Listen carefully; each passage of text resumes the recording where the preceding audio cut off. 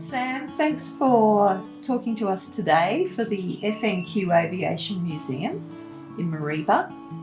Could we just start with your name and date of birth, please? Yeah, Sam Adel, 29th of the 9th, 1938. Okay, lovely. So Sam, as a young boy, can you tell us about your memories in September of 42 when the B-17 Umali Mali crashed at Mareeba? From my memory is that we were about 2 a.m. in the morning, and there was me and David and Mum and Dad, I think. Ali wasn't born then. Yeah. Anyhow, we all got bundled up and went down to the creek behind our home, Right. and stayed there till daylight, Wow. thinking that it was a Japanese raid. Oh, okay. And Okay. that's what the idea. Then the news come out that Yeah. one of that happened. Yeah. Yeah. And what did it sound like, that explosion? It was huge, a huge explosion. It was. Yeah. I have talked to people who say they heard it at Malanda, Oh, goodness. Yungaburra. Goodness. Okay. People who are not alive today, but Yeah. their children have Yes, passed that on pass to me. that on. Yeah, Gosh, Yeah. that's such a wide range, isn't it it? was. Yeah, it was that. huge. And it must be scary time for you and your brother and your parents. Yes, Not I can understand that. The war was very real here, and there was plenty of activity, like troops, Yes. aeroplanes going to town. Yes. You'd come across troops marching, Wow. yes, And were they the American troops? yes, there was American Yeah. troops. Yeah, and that was a time when the road from Cairns to Mareeba, the present road, Yes. more or less, was built very quickly, Yes. and the runway at the Mareeba airport, it extended right through to Mackayver Road from the present airport, which is That's huge. a huge, Yeah. long Yes. strip. Yes. And so you remember those American troops arriving, and there was 1,000 odd camped. Yes, I remember the camps, and I remember the uniforms. Oh, the uniforms, yes. Yeah, and I remember the nighttime vigil at the airport. There was a lot of searchlights, Oh, okay. and the whole sky would be lit up with all these Yeah. beams shining up in the sky. The main thing, there was always aircraft in the air. Yes. Yes. They were coming and going, and Yes. And when you were sort of walking around town as a small boy, that must have been a bit scary too, with all those troops around. no, that was okay. Yeah. I think the main thing is when we were walking to school, and we come across a big troop contingent, you might call it, Oh, yes. and they were marching along this side of Granite Creek, Yeah. coming into town, Yes. and that was a bit of a shock to us because Yes. there were so many of them. Yes. Yes. Yeah. So did you hide or did you? Yeah, we sort of moved away and sneaked away towards the big grass, Yes. and me and my schoolmates, there was about Yes. a dozen of us that day, and one soldier come out with a handful of money and Oh, really? coins, Oh, gosh. and Yes. give us coins. I don't remember what coins they were. I don't remember Yeah. whether they were Aussie coins or American coins. Coins, I yes. don't remember. Yes. But you could feel the presence of them in the town. Of course, Yeah. yeah. There was a big, where the present Mareeba post office is, Yes. there was a big prefab building there where it was full of people. Night time there'd be a lot of fair bit of drinking and Oh, yes. And, Yes. There's a lot of cafes, many Okay. cafes in Mareeba. Yep. Yeah. Yep. There would have been good coffee. Yeah, yeah. They would have. The Americans wouldn't have known what hit with the good coffee. Yeah. Yeah. So, also as a boy, can you tell me about your memories of the Battle of the Coral Sea? Yes, that was very. We didn't know then that it was a battle of the Coral Sea, Right. but all we did know is that there were aeroplanes Yes. flying in and out day and night Gosh. for about 3 weeks. 3 weeks. Gosh. They were just coming and going, coming and going. Yeah. And we had to cover our lights. Okay. Yes. All the homes we had to have bags to stop lights at night. Okay. Yeah, Yeah. So it was just the aircraft lights that, yeah, and they were coming and going. coming and going. Yeah. And that was, the Japanese were trying to invade Papua New Guinea at that Yeah, time. yeah. And so it was trying to, it was attacking them, wasn't it? Yeah. So that back and forth and refueling and getting back in the Right. planes. And so for That- 3 weeks, that would have been just, These are the incidents that crashed at more roughly where the Baibura shop is. oh yes. That was a plane that was being ferried from Melbourne to New Guinea, Oh, and it came to refuel at Mareeba, yes. and he was directed to couldn't land because the busy airport was busy. Yes. He was directed to do a lap around, Oh, and he got the Baibura, he ran out of fuel and oh goodness. died. Yeah. Oh, The goodness.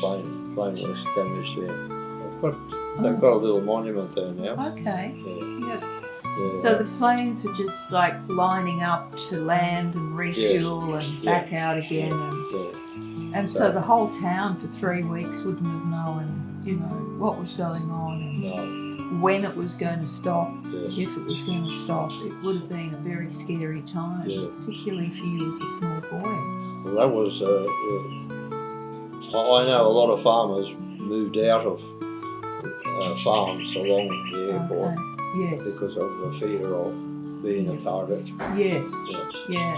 And what sort of farms were around back then? There was a start of tobacco, Yep. yeah, Okay. and there was a lot of vegetable growing because a lot of people, we were growing cauliflower and cabbages and lettuce, Yeah. more so than tobacco. Okay. We sort of the war effort needed food. Yes, that's Yeah, right. yeah, so And that's I mean, right. if there's thousands camped, Yeah, they all have to be fed. yeah, And Mareeba was just a small yeah, town, so that was a yeah, big job to provide yeah, the food for them. From 42 to 45, that was your life. yeah, And it must have been, a worry, not only for you, but for your parents oh, yeah, as to what. But they kept the farm going. yeah, They kept that food up yeah, for all the people in the camps. yes. And how did you manage to keep going to school during that time? Well, we started school in 1945. Okay. Yeah. We started school at the beginning of 1945, Yeah. and I was about probably a year too old for my class. Yes. I would have been 7 years old.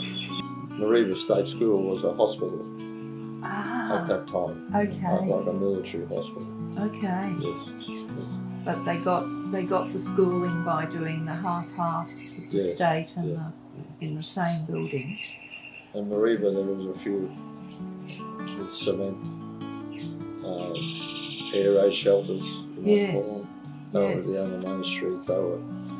They didn't leave them too long after the war finished. Okay. Yeah, So that was in Burn Street. yeah, in Burn Okay. Street, yeah. So you're all prepared for that.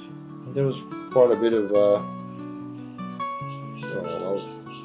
there would have been about a half a dozen people that used to travel to town Yeah. with horse and buggy. Yes.